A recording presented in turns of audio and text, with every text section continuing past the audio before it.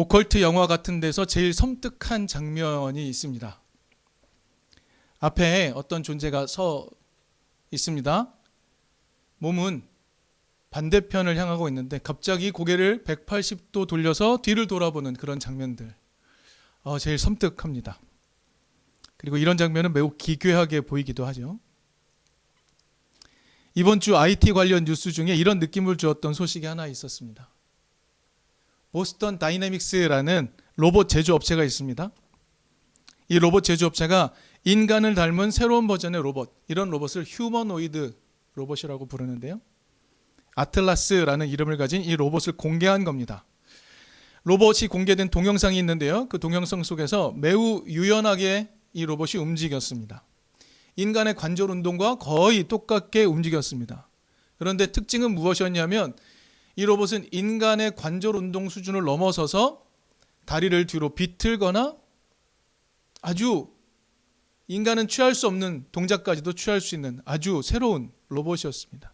게다가 카메라가 장착된 머리 부위는 180도 회전하여 뒤를 관찰하기도 했습니다.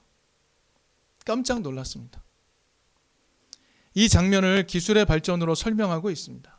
근데 순간 섬뜩한 느낌이 드는 것은 어쩔 수가 없었습니다. 아무리 인간을 닮은 휴머노이드 로봇이지만 이러한 모습의 존재에게 따뜻함을 느낄 수는 없는 노릇 같았습니다. 우리가 다른 사람과 관계를 맺어갈 때 대화의 기술이 필요하죠. 거기서 가장 중요한 것은 경청이라고 말합니다. 여기서 경청의 의미는 무엇이냐면 몸을 상대방에게 기울여서 듣는 것을 의미합니다. 경청은 내 몸의 방향이 관계를 맺고자 하는 존재를 정확히 향하고 그 존재를 향하여 기울이는 것을 근본으로 하는 것입니다. 그러므로 몸의 방향은 반대로 둔 채 고개만 돌려서 대화하는 것은 경청이라 할 수 없습니다. 내 몸과 내 마음과 내 얼굴이 함께 상대의 존재를 향해야만 그의 이야기를 들을 수 있는 것이고 이런 태도가 있어야 진실한 관계가 맺어지는 것이죠. 그렇기 때문에 이 둘을 분리한 채로 대화하는 것은 기괴한 것이라고 말할 수 있습니다. 몸은 이상한 방향을 향하고 있고 고개만 돌려서 대화를 하는 것은 경청이라 할 수 없는 겁니다. 지금 이 순간 여러분은 여러분이 중요한 관계를 맺어야 하는 사람을 향해서 몸을 기울이고 있는지 그의 소리를 잘 듣고 있는지 한번 가슴으로 확인해 보시기 바랍니다. 그리고 더불어 하나님께도 그러한지 돌아보시기 바랍니다. 여러분의 몸은, 얼굴은 하나님을 향하여 경청의 자세로 있습니까?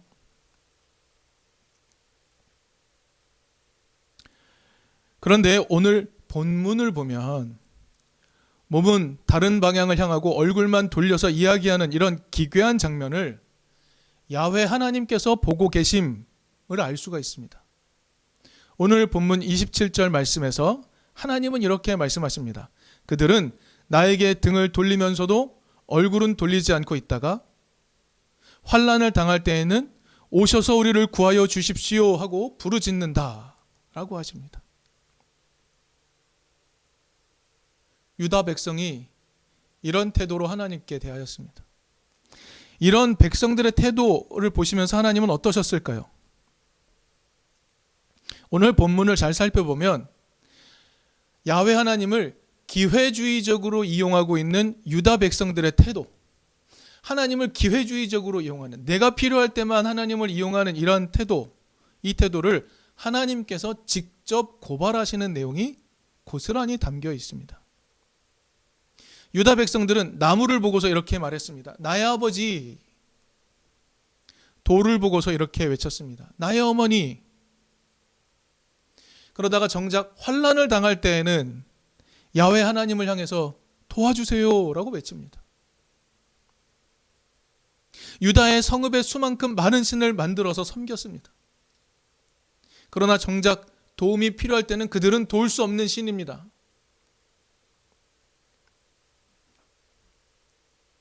자기들이 원하는 신이 자기를 도와주지 않고 오직 하나님만이 자기를 도와준다는 것, 그들은 알고 있습니다. 이런 경험이 계속 누적이 되었습니다. 그렇다면 이런 경험이 누적되어 있다면 유다는 어떻게 반응하는 것이 옳은 것입니까? 당연히 야훼 하나님께로 돌아가는 게 맞습니다. 그런데 그들의 반응은 야비해 보입니다. 31절을 보면 그들은 이렇게 말합니다. 우리가 자유롭게 돌아다니게 되었으니 다시는 주께로 돌아가지 않겠다. 정작 필요할 때는 하나님을 향해 나가면서 자신들은 이렇게 말합니다. 우리가 자유롭게 돌아다니게 되었으니 다시는 주께로 돌아가지 않겠다. 이렇게 말하기까지 하는 겁니다. 야비합니다. 자신들의 몸은 하나님을 향하지 않으면서 순간순간 고개만 휙 돌려서 하나님을 쳐다보며 하나님의 자비하심을 자극합니다. 하나님 도와주세요.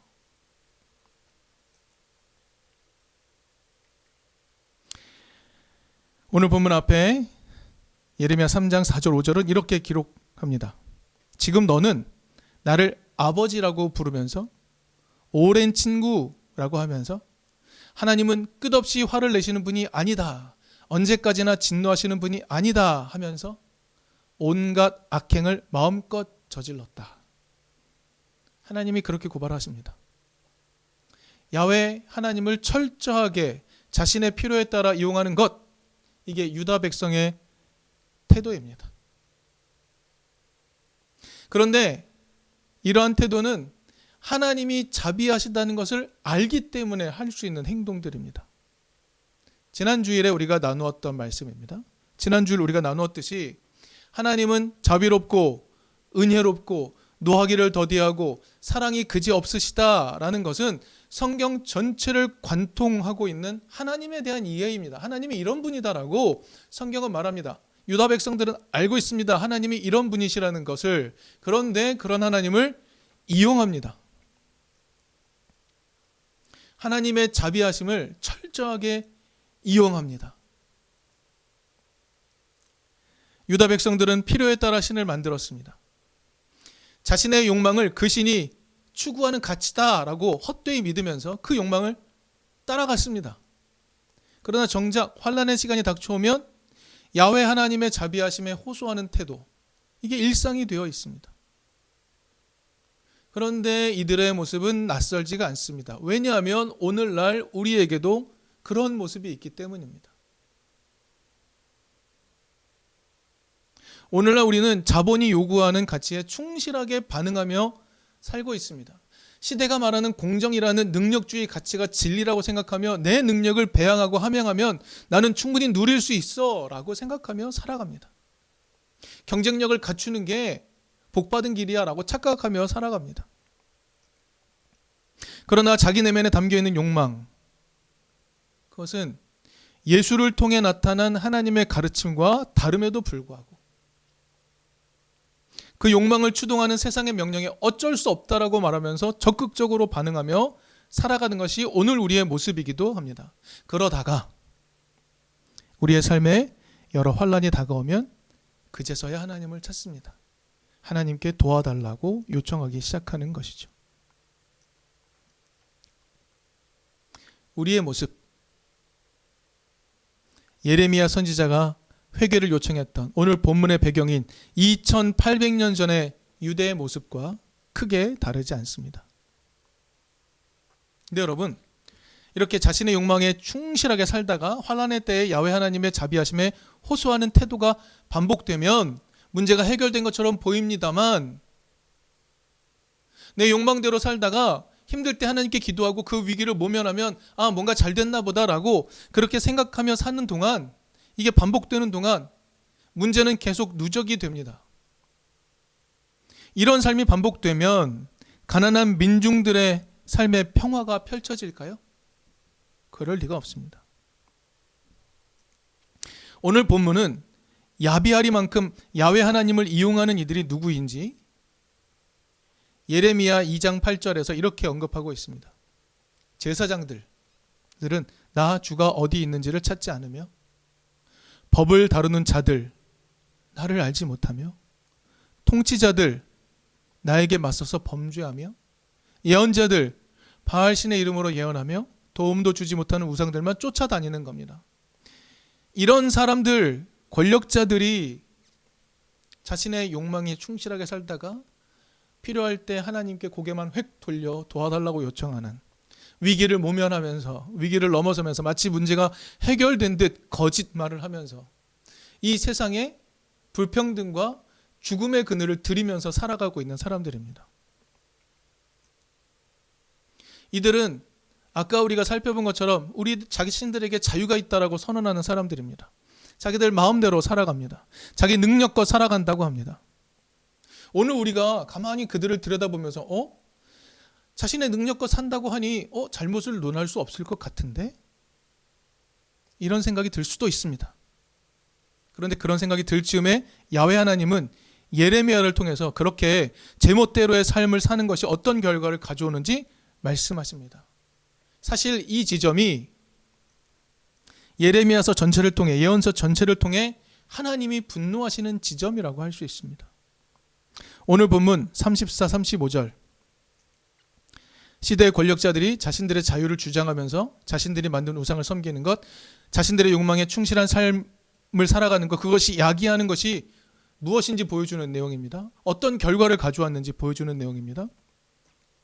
야훼 하나님의 자비를 들먹이면서 자신들의 우상 숭배의 자유를 말하는 이들에게 하나님 이렇게 말씀하십니다.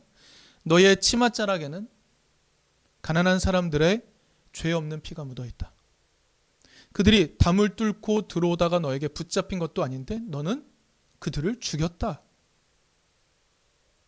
그러자 깜짝 놀라 말하죠. 나에게는 아무런 죄가 없다. 하나님이 진노하실 일을 하지 않았다. 라고 말합니다. 뻔뻔해 보입니다. 그러나 실제로 그들은 가난한 사람들의 죽음이 자신들이 열심히 욕망을 따랐던 그 우상숭배를 했던 그것이 만들어낸 연쇄 반응으로 인해서 일어난 결과라는 것을 인지 못할 수도 있습니다. 자신들의 우상숭배가 만들어낸 연쇄 반응이 마침내 저 바닥의 가난한 사람들의 삶을 빼앗는 결과가 되었다는 것으로 전혀 생각하지 못할 수도 있습니다. 그러나 야훼 하나님은 너의 우상숭배가 그런 결과를 가져왔다고 말씀하십니다. 너의 우상숭배가 가난한 사람이 죽는 결과로 나타났다라고 말씀하고 계시는 겁니다. 사랑하는 성도 여러분, 요즘 시대처럼 자유, 이걸 운운하는 세대가 최근에 있었나 싶습니다. 여러분, 이 시대, 자유롭게 자신들이 만든 우상을 따르는 이 시대, 어떤 일이 벌어지고 있을까요? 세계 곳곳에서 누군가의 욕망을 대리하는 전쟁이 벌어지고 있습니다. 그저 열심히 노동하며 살 뿐인데 화폐의 가치를 결정하고 금리를 결정하는 이들, 그들로 인해서 삶의 자리가 박살나는 사람들이 너무나 많습니다. 삶의 자리가 층층이 무너지고 있습니다. 이런 일들이 일어나게 되면 가난한 죄 없는 사람들의 피가 땅에 뿌려지게 되는 겁니다. 유다 사람들은 지금 자신들의 몸은 우상들을 향하면서 자신들이 환난을 당할 때 야훼 하나님께 고개를 돌리는 삶을 살았습니다. 자비하신 하나님이시기에 그분의 용서 때문에 순간순간 넘어서면서도 그것이 어떤 결과를 야기할지 상상하지 않았습니다. 이웃을 사랑하라는 그 단순한 하나님의 뜻을 철저히 왜곡하며 살았음에도 불구하고 자신의 삶이 이웃을 죽이는 길이라는 것을 알지 못했습니다. 그렇기 때문에 당당하게 나는 죄가 없습니다라고 말하는 겁니다. 그런데 하나님이 분명하게 말씀하십니다. 아니, 너의 그 태도가 가난한 이들을 죽였다라고 분명히 말씀해주고 계십니다. 그래서 하나님 말씀하세요. 심판하겠다. 그런 태도를.